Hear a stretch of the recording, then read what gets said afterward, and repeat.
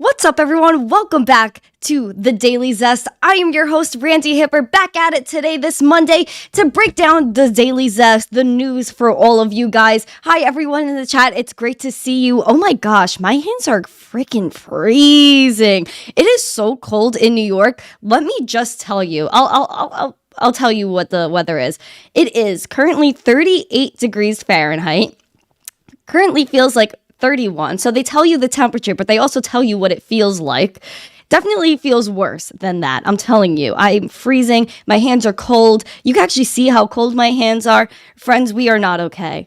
But you know what? I am okay because I'm with you guys. So thank you all for coming today. It is great to see you all. If you're here hanging out, enjoying the vibe, make sure to smash that like button, subscribe, share this stream with friends so more people could jump in, hang out with all of us. I want to say hi to the chat. There was a crypto lifer friend in here before, so hello to that friend, Crypto Surfer, Colin, Stoned Monkey, Matt, Ken's Log. What's up, my friends? I know, keep note of Ken's Log's Twitter. He always has the Bolt Show. He gives away Satoshis and all that cool stuff. So make sure to pay attention to his Twitter and Telegram in the Bolt Coiners Telegram. Blake, nice to see you. Thank you for hanging out. If you're in the chat, make sure to say hello. We're all very friendly in here. Guys, so much has been happening over the weekend. I have a lot to say today. As always, we're going to just look at the markets before anything else. Let's do it. All right, here we go. So we are currently on CoinMarketCap. Bitcoin is sitting at $17,013 this morning or afternoon, evening, wherever you are in the world. Down 0.96% for the 24-hour, down 0.27% for the past 7 days. Not that much price action, which doesn't seem that unusual at this point. There's never too much price action. I miss the days. I want volatility. I want $1,000 plus candles. I want to see some spice, Bitcoin. Come on. Anyway, Ethereum is sitting at $1,251, down 1.8% for the past 24 hours, down 0.78 for the week. Let's look at Litecoin. Litecoin is at $74 today. Cool. All right, that was your overall market watch. Let's continue into the news. As always, you know, we always cover Elon Musk. Elon Musk is changing everything, taking the world by storm, tweeting controversial things left and right. Yet being zesty and pushing our ideologies for free speech and censorship resistance. Now, the Twitter files have been, wow.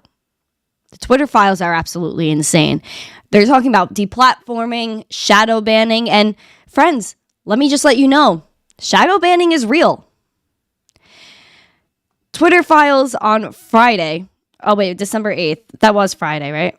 It was Thursday. They were talking about Twitter's blacklist. So this was, I didn't get to talk to you guys about it because I don't do the Daily Zest on Friday, but this is what happened Thursday night. Take a gander. This was the Twitter files from Thursday night. It's talking about Twitter's secret blacklist. They were talking about certain people and how they labeled them on Twitter. So shadow banning, friends, is real. It is not a conspiracy. Shadow banning is real. Look at this account. They have that it's active, recent abuse strike, trends blacklist, strike count. So, guys, they are literally telling you guys, oh, well, we don't like what they're saying. We're going to essentially just take them down. This is Dan Bongino. He's on Fox News. He had so many things on his, so many flags on his account. Notification spikes, search blacklist, Twitter blue verified. He has multiple accounts. All this stuff. This is crazy. This is absolutely insane. So shadow banning is real. So Twitter denied that it did that. So in 2018, Twitter's then head of legal policy and trust and head of product said that they do not shadow ban. And they added, we certainly don't shadow ban based on political viewpoints or ideologies. So this was clearly untrue.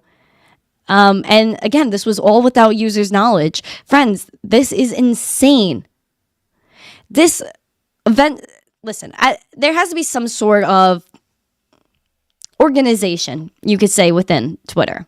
Oh, you can't outright say, you're going to hurt somebody, A, B, and C. Yet, for just stating your opinion, especially when it was mostly political, it was censored. which is very anti-free speech. And yeah, this is no longer a rumor. Elon Musk, he then tweets after the Twitter files were released. He said Twitter is working on a software update that will show your account's true status. So you clearly know if you've been shadow banned and the reason why and how to appeal. Friends, we are getting a second chance here. I don't know. I feel like maybe I'm shadow banned a little bit in certain cases. I've been debating if I'm shadow banned since the start. I've always had a little bit of trouble with Twitter. And, social media in general, especially with crypto, it's very hard to grow crypto accounts because it's not something that was particularly favored until recently. So Elon Musk is letting you guys know he's going to try to fix this for us. Oh, wow. There's so many more friends that joined the chat. Mark Rowe, nice to see you. Olive, nice to see you. Marky Mark, Carrie, happy Monday. Nice to see you guys. 2023. Yeah, 19 days away? What? 19 days away till the new year. Guys, smash the likes for the new year. This is crazy. I cannot believe it. Days are flying by. I'm just letting you guys know. I feel like I just turned 17 yesterday and I just got on crypto Twitter and now I'm almost 20 and now we're headed into 2023. This is insane. Time flies, my friends. Time flies. Do you guys have any New Year's resolutions? Are you thinking about those? Do people even do those anymore? I haven't heard anybody talk about New Year's resolutions at all. Oh, Marky Mark, thank you. I appreciate it. Hi, Manny. Nice to see you. Nice to see you.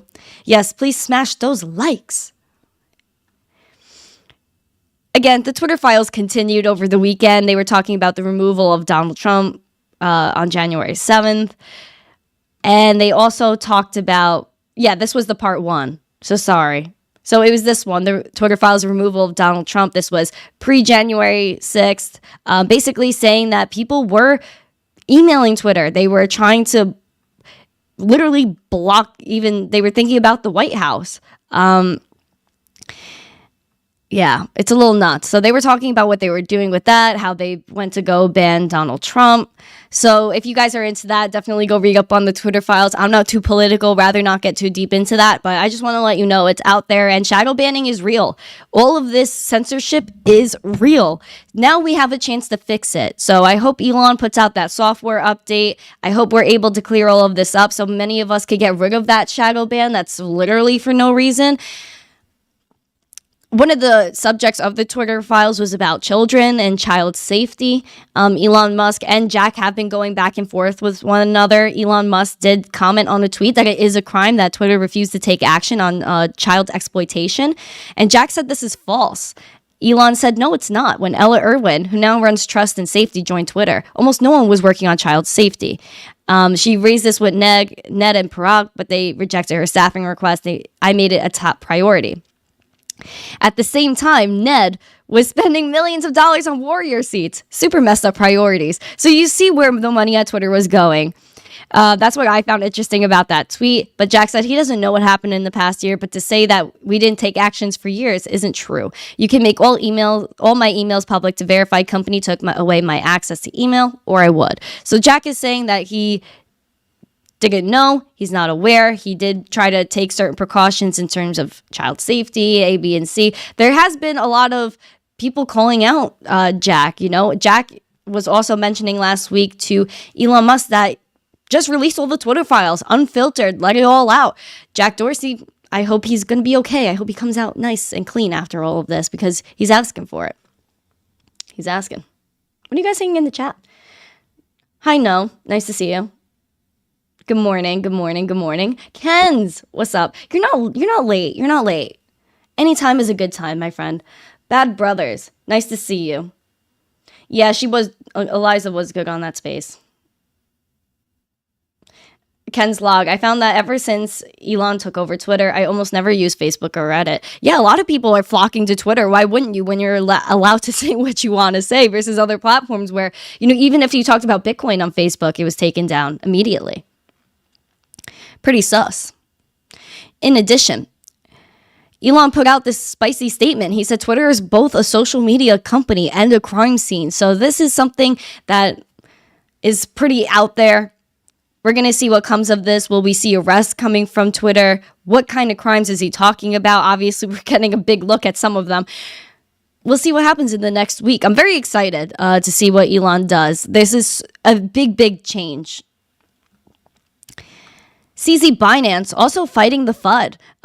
He was talking about Kevin O'Leary, talking about FTX. Sam Bankman-Fried did kind of come for him, and he said, "You won, CZ. No need to lie now about the buyout. We initiated conversations around buying you out, and we decided to do it because it was important for our business.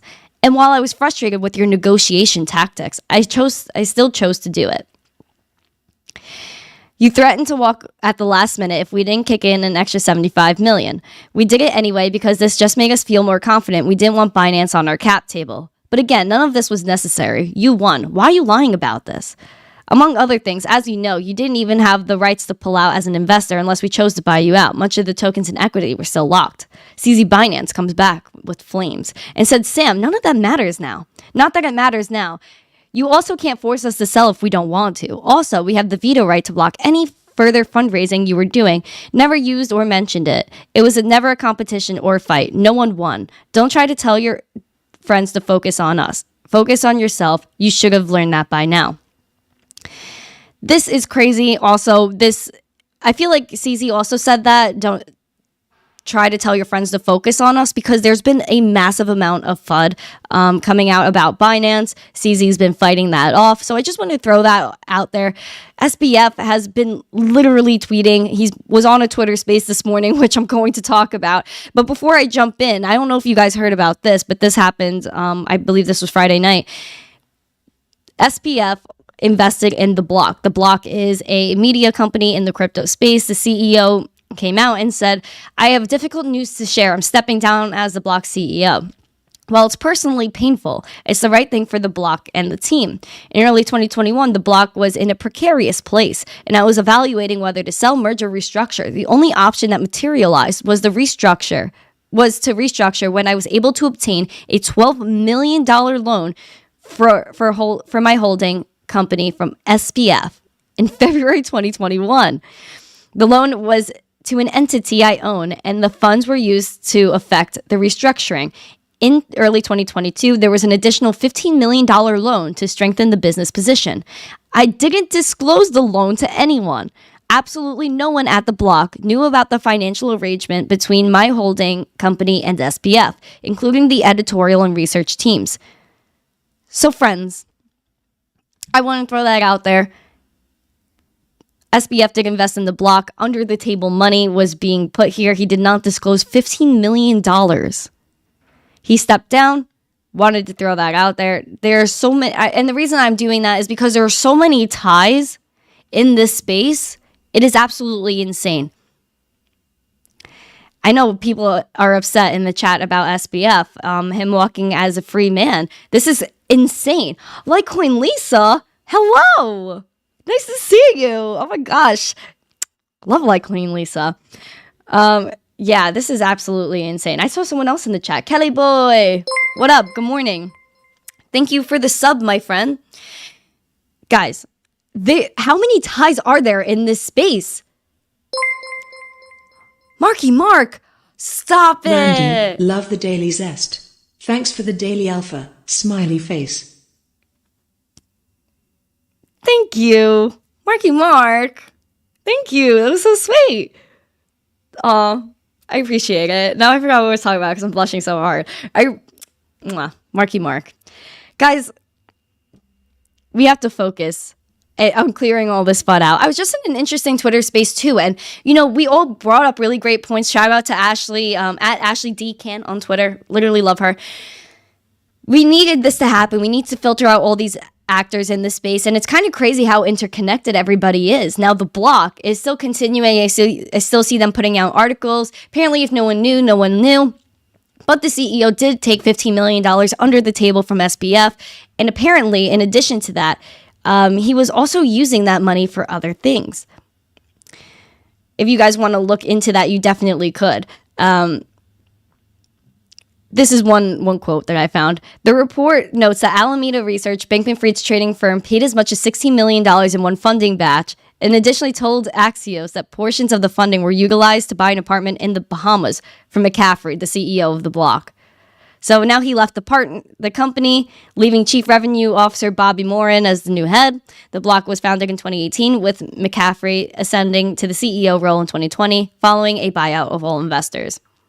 Wanted to throw that out there. Thought it was sus. Now SBF is still on a roll.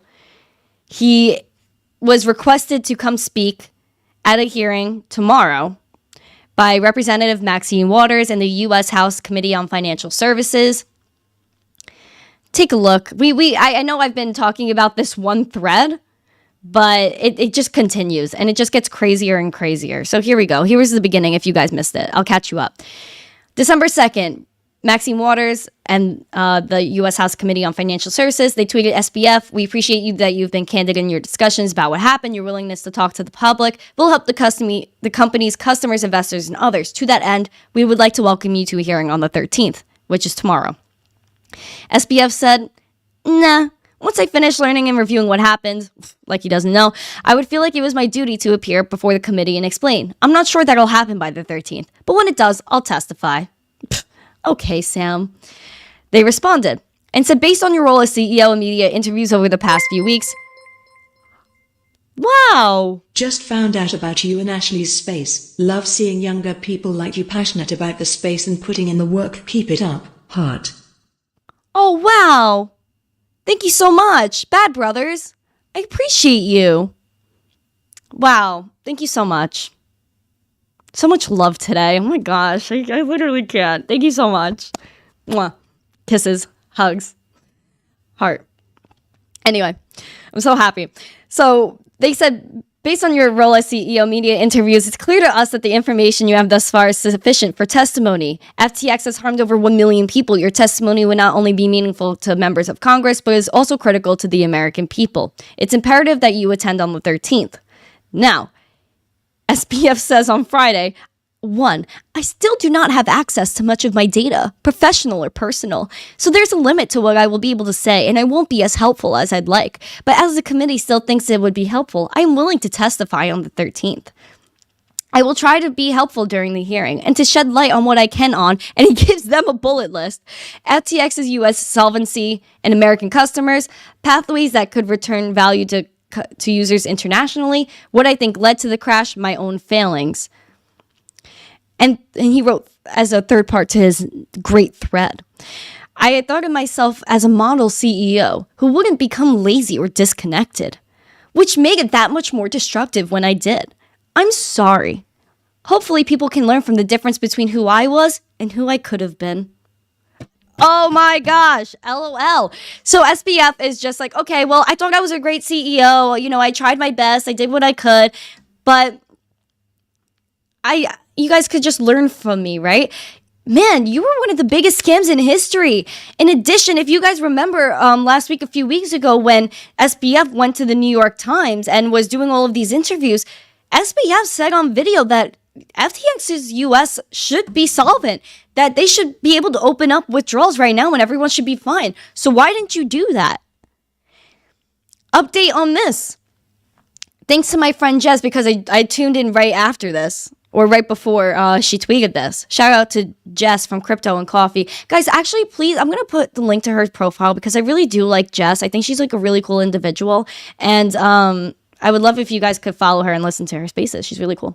Anyway, she said Sam Bankman-Fried just announced on this space with Unusual Whales that he will be testifying in front of Congress, but not in person. Of course he's not going to go in person.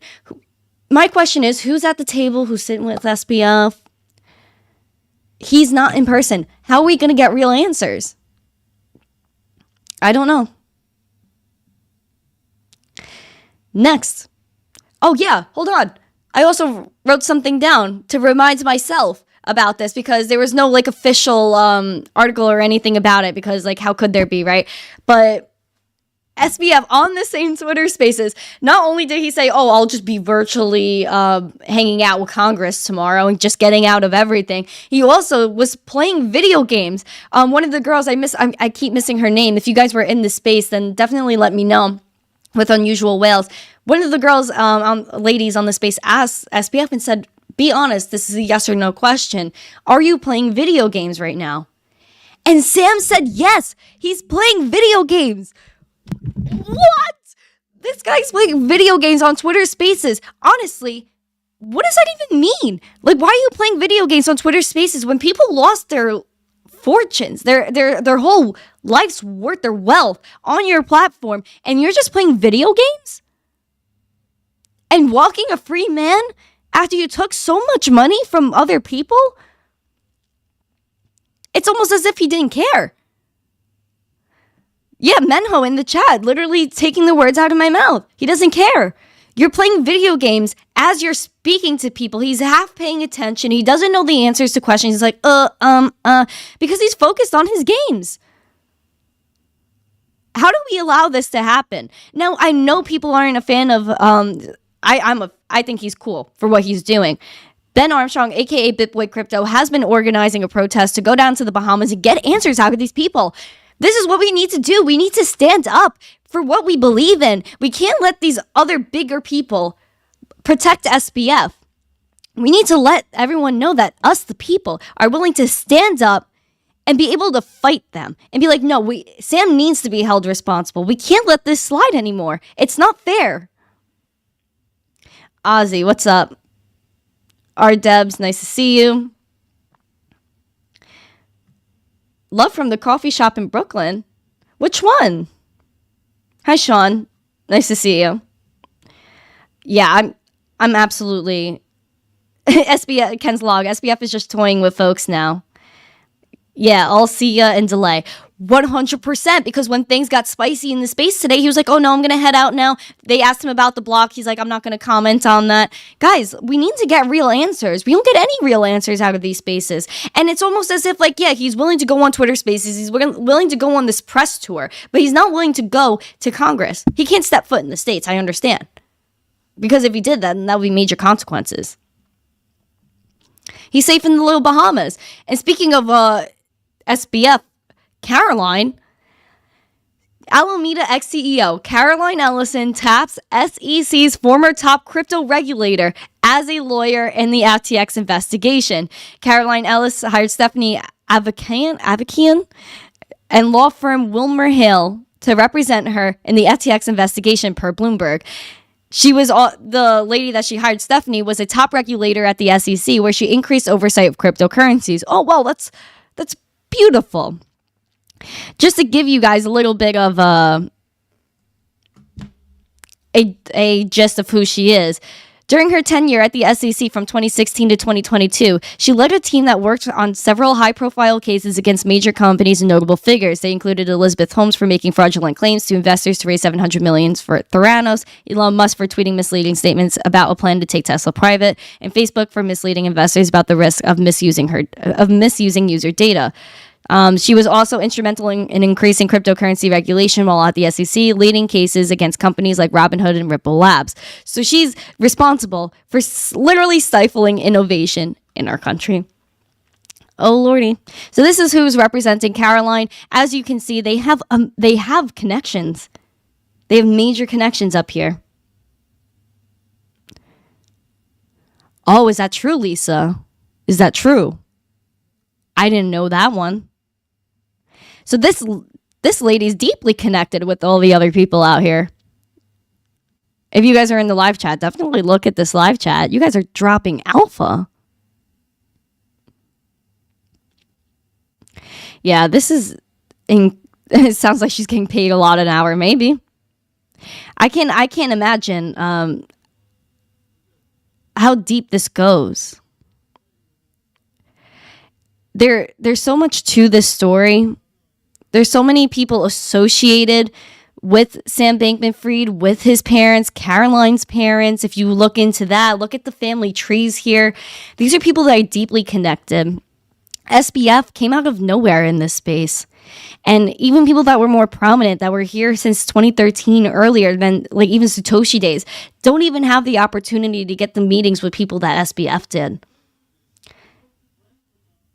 It's absolutely crazy that we are still in this predicament.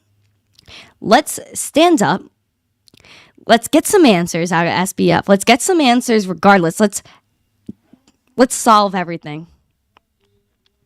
Guys, we're all going to make it. That's another point I made in a Twitter space this morning. It was such a great conversation. Shout out to Ashley. I'm going to drop her Twitter too, just so you guys can follow her, because I know I'm talking about her space so much. We were talking about how Ashley D. Yeah, there we go. We were talking about how, this is sad for this space, but we have to remember that the revolution of crypto is still here. Being your own bank, peer-to-peer payments, decentralized finance, this is what we need. This is what we're fighting for.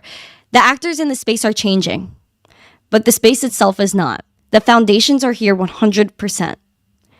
Guys, we're all going to make it. Stay in your convictions. Do your own research. Ignore the FUD. And stack. Of course, not financial advice, but stack what you can, because you need money that belongs to you, that nobody could take from you. We have to be our own bank. I appreciate everyone that came out today. I hope everybody is having a good day, morning, afternoon, evening, wherever you are in the world. I hope you all have a great day. I will be back tomorrow, 12 p.m. Eastern, to hang out with you guys, talk more crypto, break down the news. So much in this space is going on. I'm excited to be here. Hang in. So guys, so tomorrow I have 12 p.m. Eastern, and then I also have a show at 4. So be back here 12 p.m. Eastern tomorrow. Be here at 4 p.m. Eastern tomorrow. If you enjoyed the show, make sure to smash the likes, subscribe, share the stream out with friends so more people could catch up on the news. And thank you all for coming. Also, Lisa, Merry Christmas if I don't talk to you before then. So much love to you and the fam. Thank you so much for hanging out with me. I appreciate every single one of you. Have a great day. Thank you to all my friends that sent me some gifts, Marky Mark and everyone. Thank you so much. I really appreciate you. Have a great day. And as always, stay zesty. Peace.